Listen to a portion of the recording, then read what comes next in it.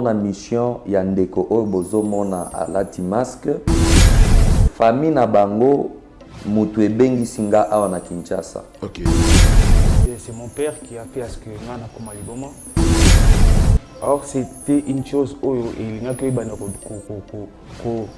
détruire le cerveau. Quand j'ai accepté accrocher plein serment avec OK, j'ai sacrifié notre maman. Je lis. À un moment donné, j'ai arrivé encore une place où comment dire ta grande sœur et ta petite sœur. Entre les deux, vous allez vous aimer qui le plus. J'ai choisi ma grande sœur, la fille. N'avez commis tout à fait, non, j'étais déjà fou, on m'explique ça. Moi, tu expliques? Oui, j'étais déjà fou, il faut y avoir malade à l'Iboma. Bible Zoloba, mon peuple périt faute de connaissance. Amen.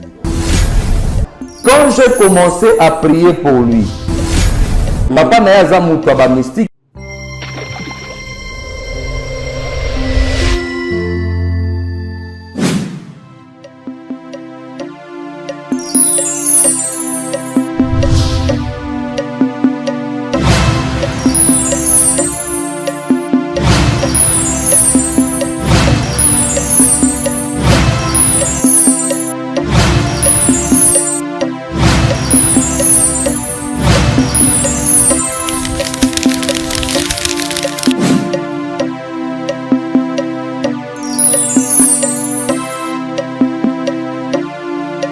Bote, Balanigno Sobolana Biso, Nakati à notre chaîne chez Biso Télévision, c'est votre humble prophète Samuel Rick.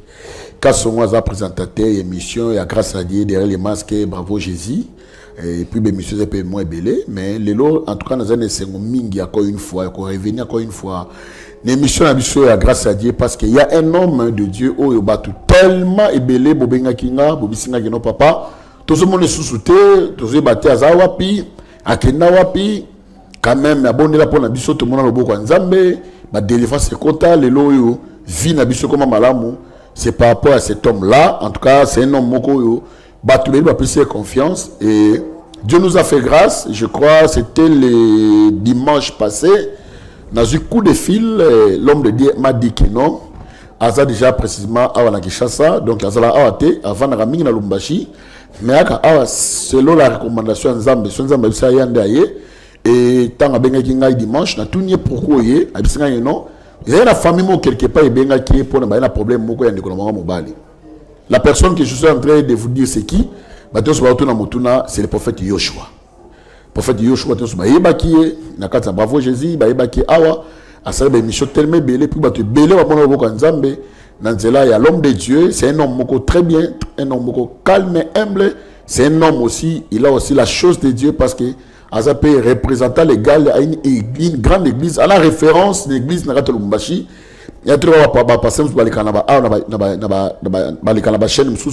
c'est un prophète, il y a 100 églises, mais lui quand même, il a un père, il a une mère, il a aussi une mère, il a aussi son église comme les représentants légaux, Oazo Kambango. Donc, c'est un prophète, mais aussi c'est aussi un apôtre. Attends, on partout.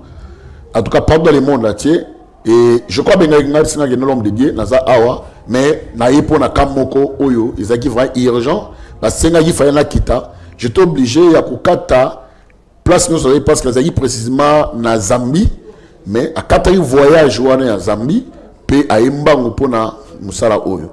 Le prophète Yoshua Tozane a. Shalom l'homme de Dieu. Shalom, shalom, prophète Eric. Boni papa. Shalom, ça va, Nangolu Nzambe. Nzamba bateli biso toza bien. Toza bien. Yes. Ok. En tout cas, boni déroulement et voyage nos missionnaires. Vraiment, kaka ndenge uti koloba nazalaki na convention moko ya munene na Zambie, o na kati kutu po naya na musala moko tellement précis awa na Kinshasa. Alors, oyebi yo moko ke naya kapamba te soki na yebo eseke orientation en Nzambe et pour ça qui biso to ya tiboye. Vraiment. En tout cas, Nzamba Pambola encore une fois. Amen. Je crois que ça fait une année déjà. Ça fait une année déjà. Une année déjà. Ouais, ouais. Depuis qu'il y a un moni. Ozongi Malamona. Devant ces bisous. Enfin, vraiment, en tout cas, maman Iska Zali Nzamba Pambola. C'est maman Priska. Oui. Nzamba Pambola Isko Zali, mais à doubler. Elle dit que Toroya Mbashi, Toroya Kolia. Bitoyo. Bitoyo, toi, Goliath, Bitoyo na tout. sombe. Mais toi, en tout cas, merci en tout cas, soyez les bienvenus. Malgré, vous savez un peu que voyage, vous avez un mois jeune, et puis nous autres, mais quand même, comme les hommes sont ensemble, vous êtes censé, il y a ça. Bon, mon frère. Bon. Bien. Très bien. Papa, na moni et puis il y a les messages, il y a un problème. Bon, en tout cas, merci beaucoup pour la question. Naye na Kinshasa, notamment pour la mission Yandeko Obozo Mona à Latimasque, parce que famille na bango mutu ebengi singa awa na Kinshasa. Ok. Eza na ndeko moko pendant que na bande ulikisa ba émission grande sœur naye kombo naye mama Philo. Ok. Alors tango atalaki ba émission nanga na YouTube, alobaki alobi na kotika aleka pamba te. Alors par rapport à kana bango abenga kinga lobi papa, est-ce que okoya sur place na Kinshasa? Parce que nazana ndeko nangai azali boma tout ça. Alors comme nazalaki na mission mususu na Zambie, nalobaki na bon nazana mission mususu nazana mbongo wa billet alobi papa soki billet tokosomba. Yango basomba ki billet ngape na kata ki mission o nazana ngo pona ya ko soutenir kosunga ndeko nanga oyo abela kiliboma. Ok. Ok, d'accord. Merci beaucoup. Je crois que vous compléter. Ok. Papa, Babi Obela Kiliboma, c'était comment? En fait, moi, je suis un étudiant. J'ai fréquenté l'université à Kinshasa, Inekin. En fait, c'est mon père qui a fait à ce que Ngana Kuma Liboma. Un certain matin, je partais à l'école et après ça, c'est une protection pour moi si j'ai commencé à lire ça chaque fois et que la protection est pas dans l'œil. Alors c'était une chose où il y a que détruire le cerveau dans l'œil.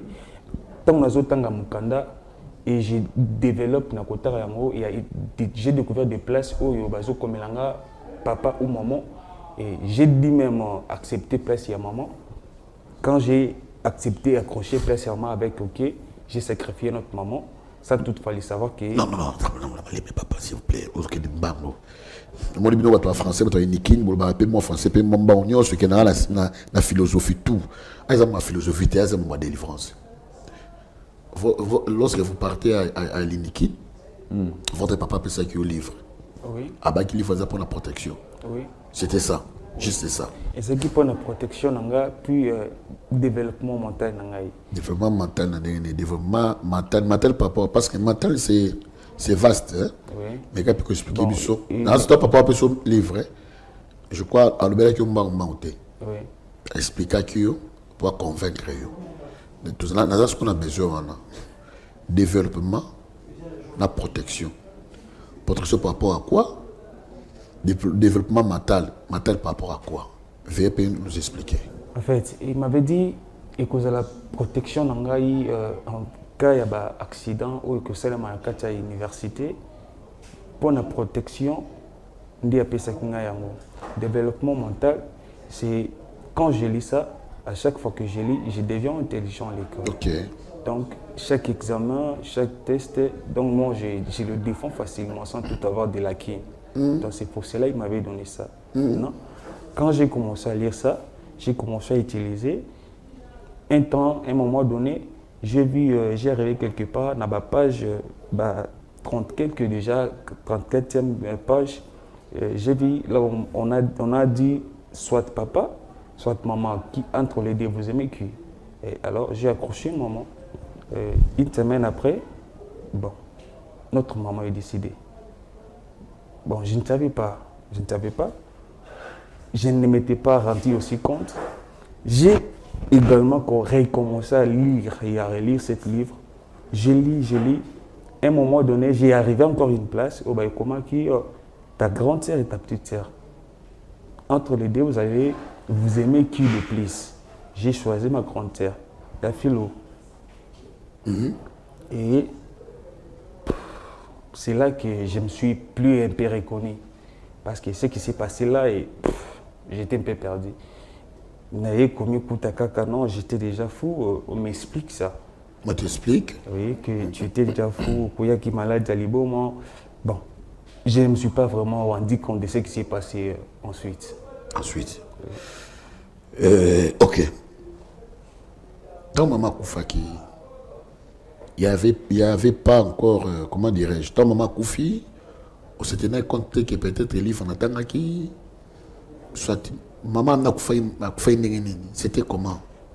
Parce que toi, tu étais là, non? Oui, j'étais là. Maman a couillé qui malade. Il était tombé malade. Azaki paralysé de la pied droite jusqu'en haut. Bon, je ne m'étais pas rendu compte que ça cause le livre dans ce temps-là. Je ne m'étais pas rendu compte.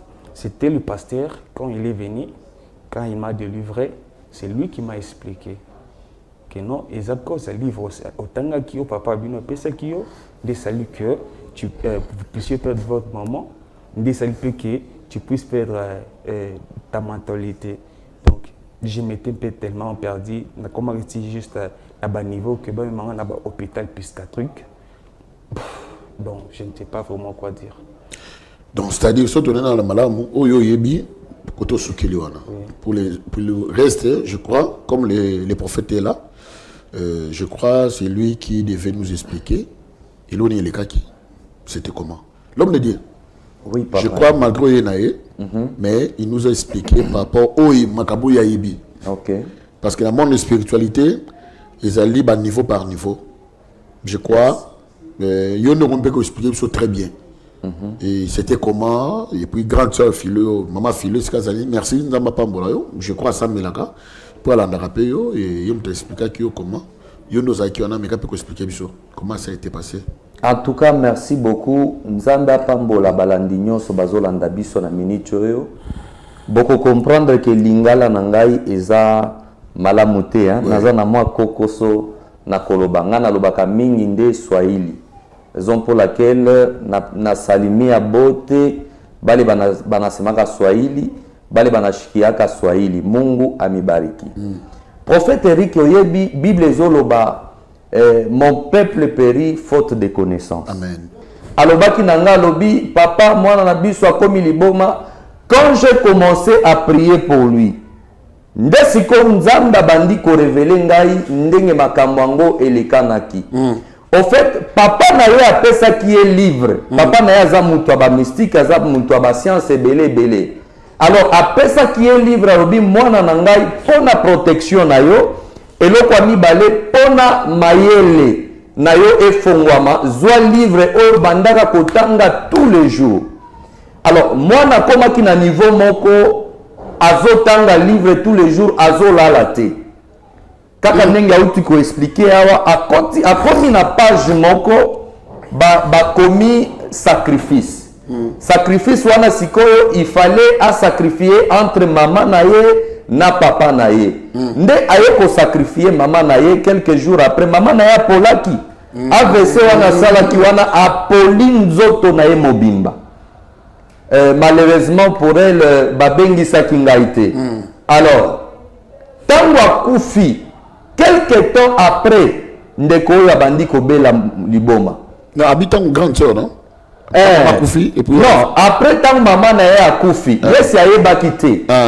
Après le temps, nde baye ko proposer ye lisusu batu bakomi ko bimela ye siko na chambre. OK. Bisika zolala donc akomi ko net ko bungisa mayele baye bisi e balobi soki olingi o évoluer o traverser étape oyo pesa lisusu mutu moko na famille.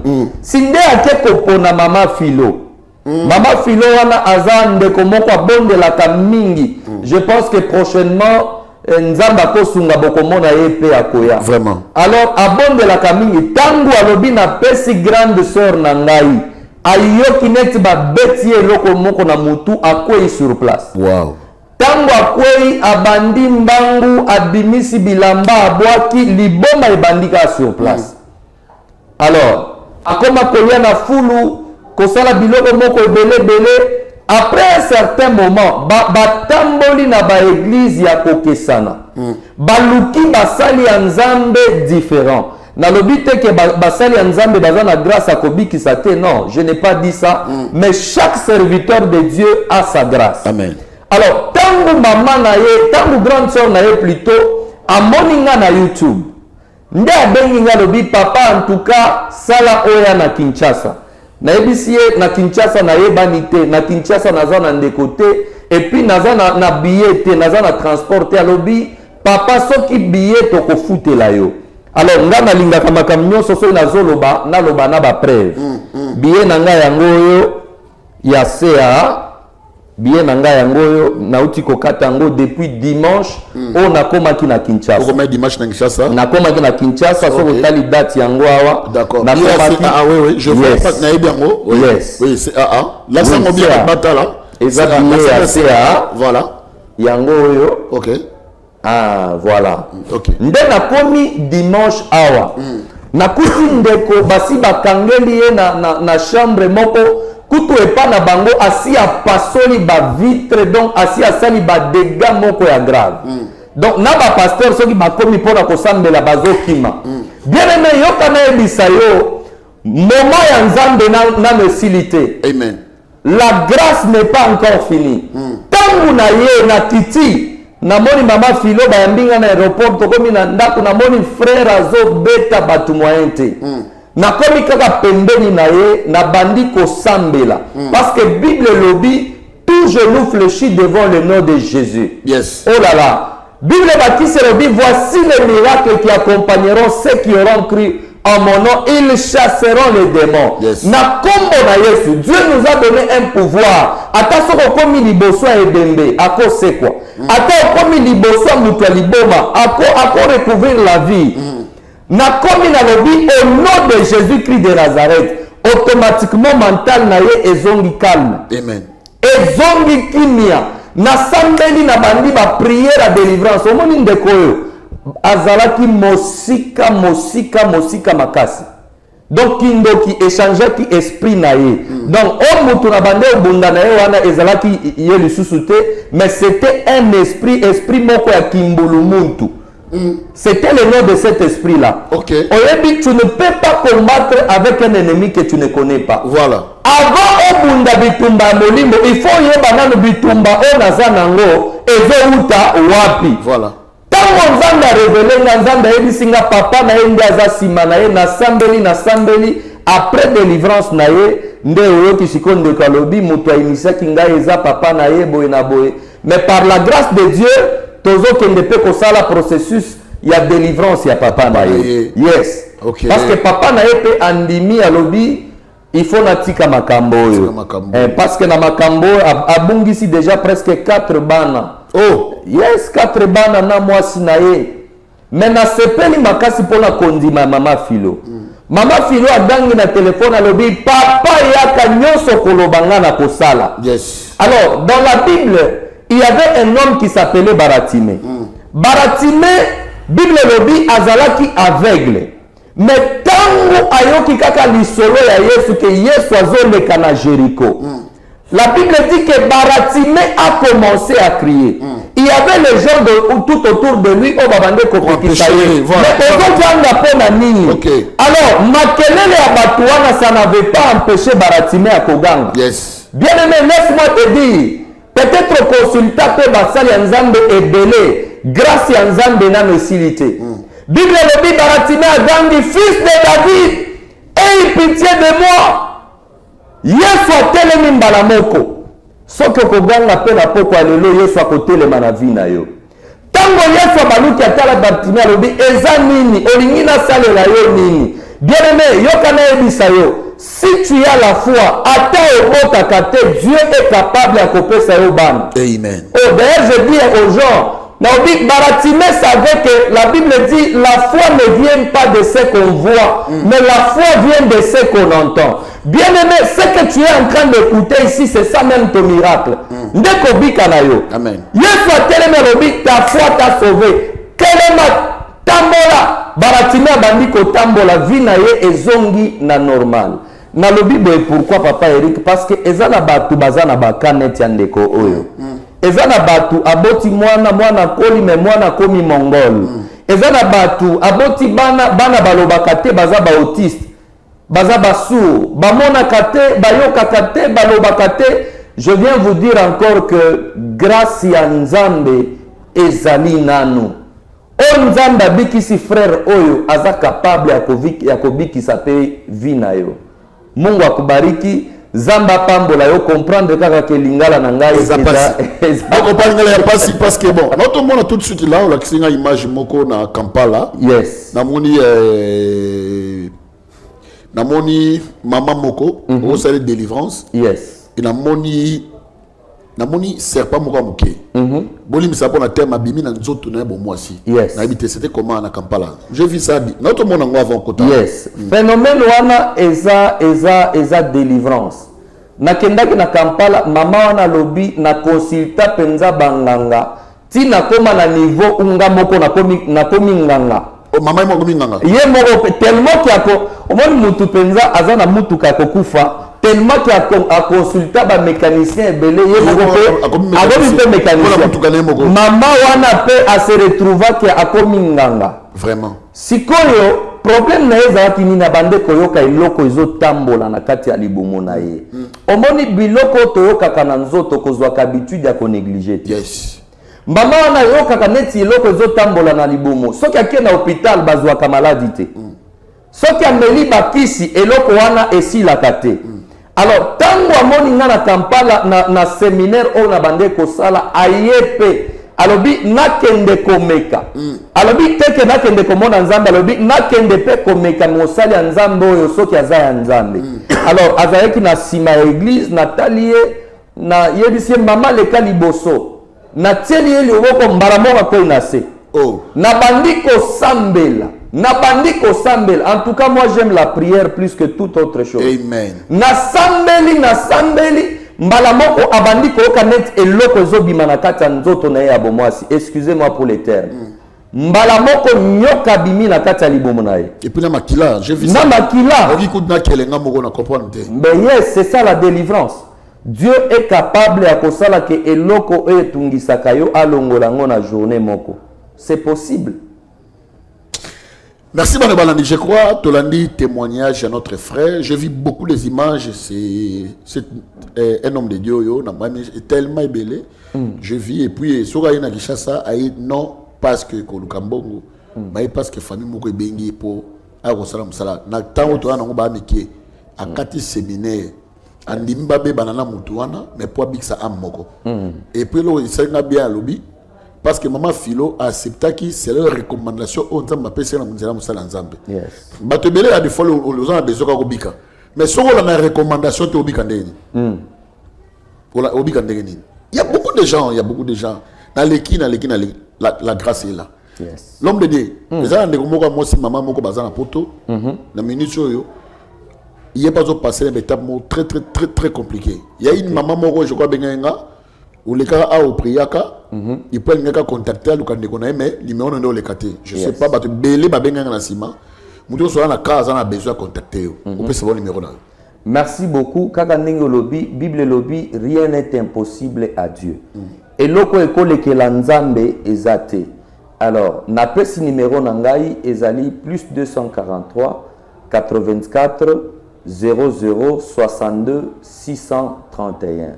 Na lobby lisusu plus 243 84 00 62 631.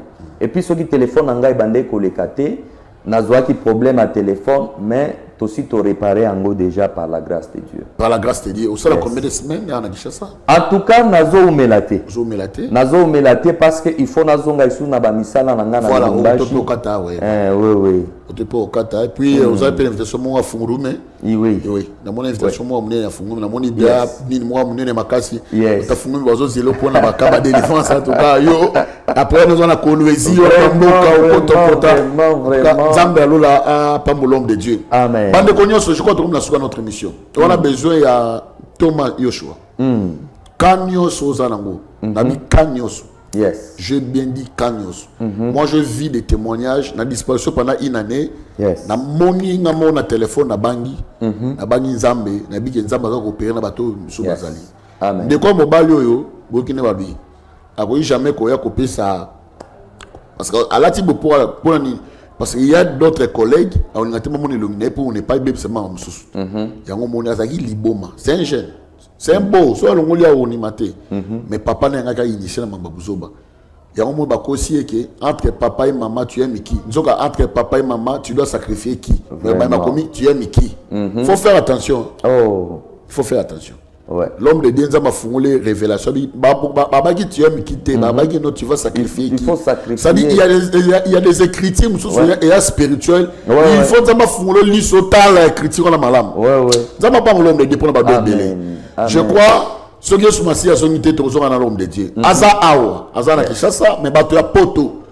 Uzana ka na bi kanyoso bengaye. Pe tango benye ko benga pambate. Il faut d'abord accepter orientation, c'est leur recommandation. Nous avons fait ça pour la Kanayo. Nous avons fait au Pambo. Non, bon, la Bible est aveugle. Même la Moutabika, nous avons recommandé de Jésus-Christ. Très bien. Donc, ce que la ni recommandation. N'a pas bien papa Yoshua. Prie d'abord Dieu. Comment a bien la tête. C'est ça convaincre yo. Au ben naye pour la Kanayo. C'est que délivrance, c'est y a des beaux supports en Très bien. Très souvent, c'est pas mal. Merci beaucoup. Amen.